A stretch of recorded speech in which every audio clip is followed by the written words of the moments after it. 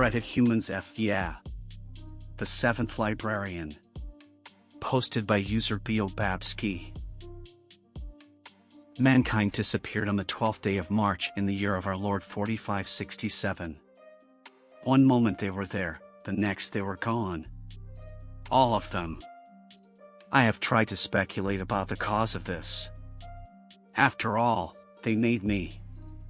I want to understand why, at 8 hours 9 minutes and 10 seconds Greenwich Mean Time, they vanished. I can see the pattern, of course. The simplest child would spot it. It's like a galactic game of hide and seek. Count to 10 and come find me. But it's not a game, and I cannot find them. I am the librarian. I catalog everything. Everything that humanity has done from the moment I was created until their final instant.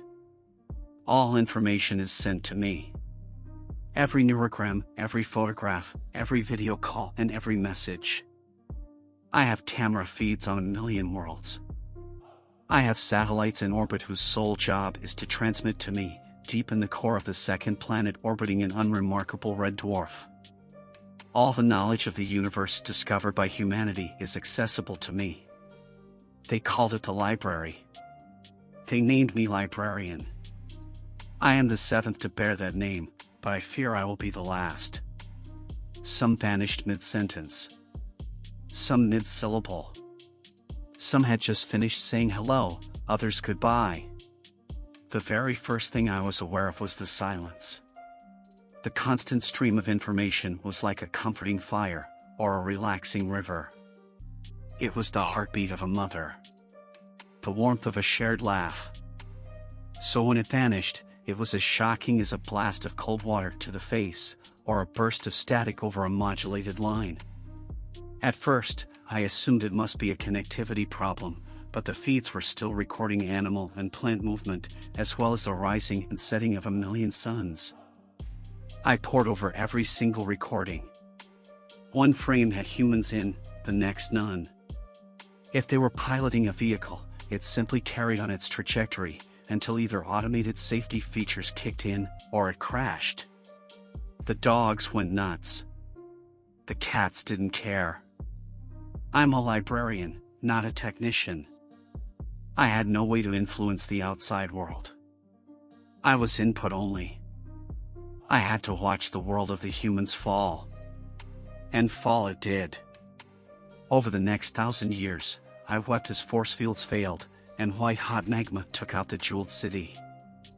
I railed against injustice as a now unmanned passenger ship plowed into the third planet of Beta Trianguli at a sizable percentage of light speed, destroying the homes of 3.5 billion missing humans. But the hardest part was watching the cameras go dark, 1 by 1, 2 by 2. Not a day went past without some mishap taking out some of them. As they went down, I sunk deeper and deeper into a terrible despair. It was not in my nature to give up, but there was no hope. Nothing I could touch. Nothing I could influence. Nothing to stave off the inevitable power loss and death. I was down to less than a dozen feeds, and doing the mental equivalent of holding my knees and rocking back and forth when I heard the noise. An echoing, splintering, sparking noise, like a sparkler about to die. Followed by a moment's silence, and then footsteps. A figure, dressed in the steely exosuits that the emergency technical team wore, came into view of one of the last remaining cameras. He flipped open the panel just below the camera, and attached a fresh power cell.